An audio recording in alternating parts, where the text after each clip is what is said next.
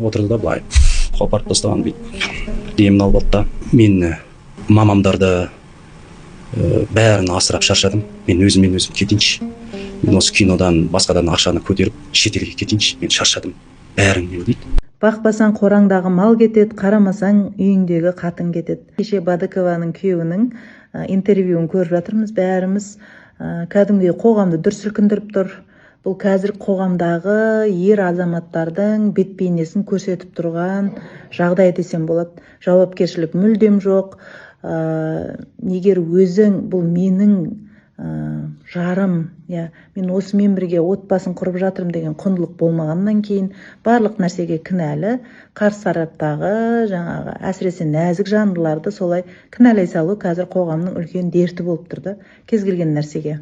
Енді қараңыз, маған ақша қалдырмады, бермеді, мен оған жол бердім, мүмкіндік бердім. Мүмкіндік бер, бірақ қасында бірге жүр. Өйткені сен оның арқа сүйерісің. Қасында бірге жүре алмадың ба, оның энергиясына сай немесе оның қалауларына, талаптарына сай өзіңді де өсіріп отырмадың ба, ол өсіп кеткеннен кейін, өзің төмендеп қалғаннан кейін бәле жаланы қарсы алдыңдағы адамдан көре салма. Кінә сенде, өйткені сен тұрақты болу керексің. Ал әйел адам қасыңда жел ұйытқып жүруі мүмкін.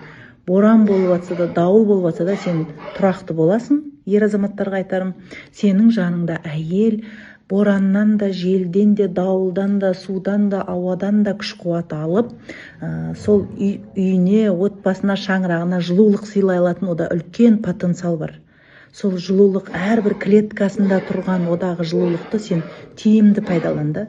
Әйелді айтақтап алдына салып қойып, ол ақша тауып кетіп, оның өзінің қалаулары пайда болған кезде мені тастап кетті, маған ақша бермеді деп отыру, бұл еркектікке сын негізінде. Мүмкін сабақ болу үшін айтып жатқан шығар келешек ұрпаққа.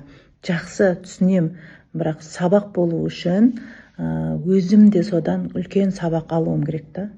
Әйел адамды әйелдік болмысымен қабылдап құрметтей алуым керек.